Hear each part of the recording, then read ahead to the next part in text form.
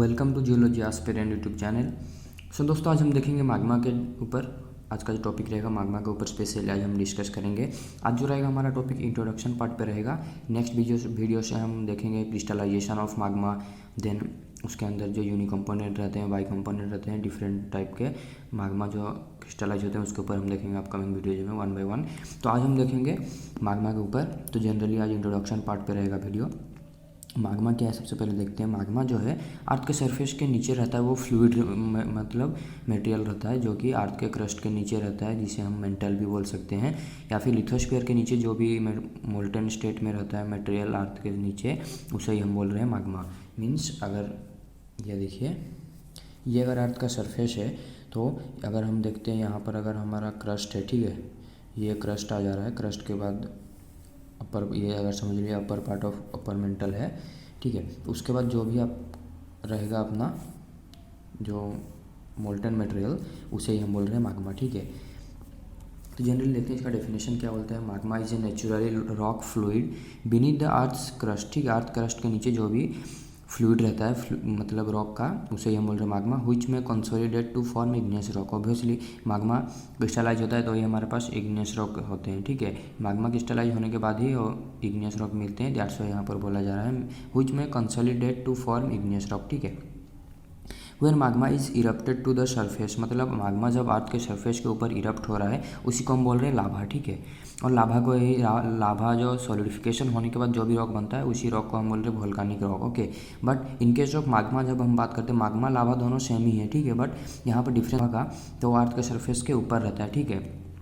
जो भी अर्थ के सरफेस के ऊपर, समझ लीजिए ये अगर अर्थ का सरफेस है, ठीक है, ये अगर अर्थ का सरफेस है तो इसके नीचे जो भी रहेगा मोल्टन मटेरियल रॉक का फ्लूइड रहेगा जो भी, उसे ही हम बोल रहे हैं मैग्मा, ठीक है।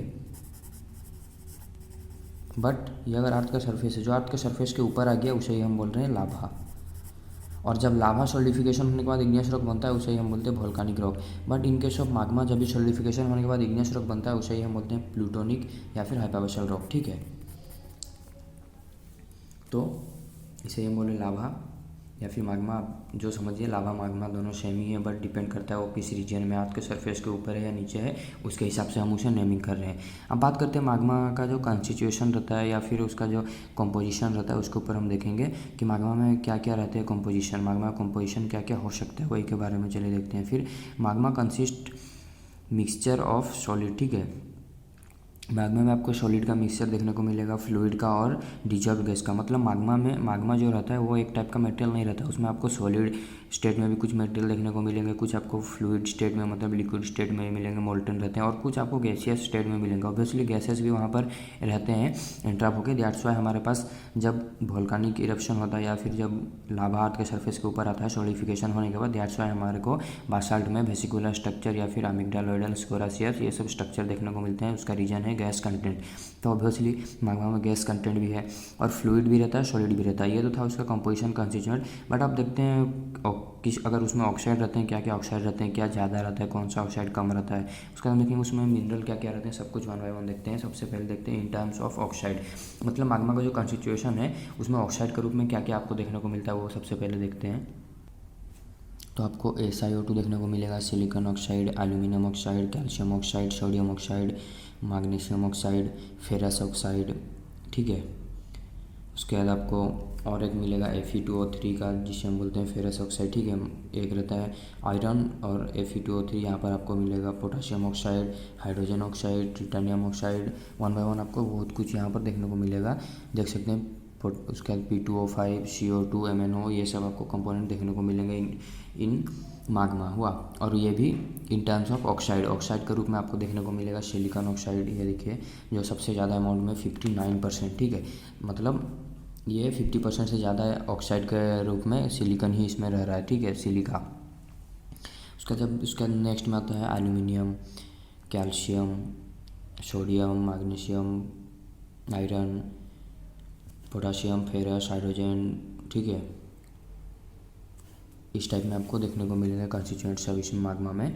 और ये जो कंस्टिट्यूएंट है इसको अगर आप इक्वल में लाते हो, जैसे 59 है, 15 है, 5 है, 3.8 है, ये सबको अगर आप टोटल करोगे तो आपको यहाँ पर 100% नहीं मिलेगा, ठीक है। यहाँ पर आपको 98 पॉइंट समथिंग मिलेगा। तो बाकी जो रहते हैं और भी अदर्स ऑक्साइड रहते हैं तो अप्रोक्सीमेटली नियर अबाउट 1.8,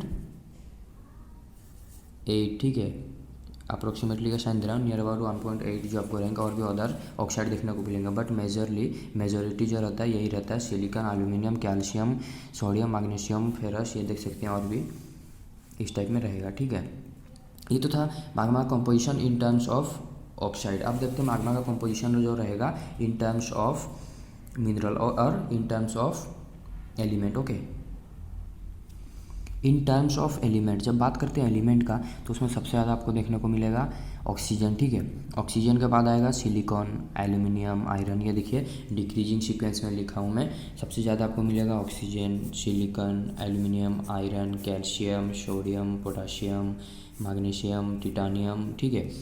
ये सब एलिमेंट आपको देखने को मिलेंगे। साथ ही में कुछ मिनरल भी देखने को मिलेंगे जो बहुत ज़्यादा एबुंडेंस रहते हैं, वो भी देख लेते हैं हम क्या क्या मिनरल आपको यहाँ पर देखने को मिलेंगे।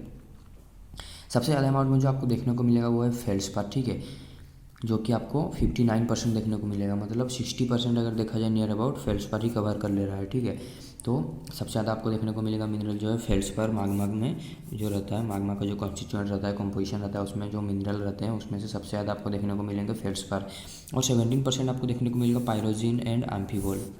फिर बात करते हैं जब क्वार्ट्ज का, यह रहता है ओनली 12%, ओके। बट जब भी बात आता है क्वार्ट्ज का या सिलिका का तो हम सोचते हैं वो क्वार्ट्ज ही है, बट हम सोचते हैं कहीं ना कहीं हमें रॉन्ग, हम सोचते हैं कि क्वार्ट्ज बहुत ज़्यादा अमाउंट में रहता है, ठीक है। बट देखिए ओनली 12% क्वार्ट्ज ही रहता है। उसके बाद बात करते हैं जब माइका का, वो 4% और अदर्स और भी बहुत मिनरल है। इस वीडियो में हम इसका क्रिस्टलाइजेशन देखेंगे, ठीक है, 1 by 1 unique component, by component और टर्नरी, ठीक है।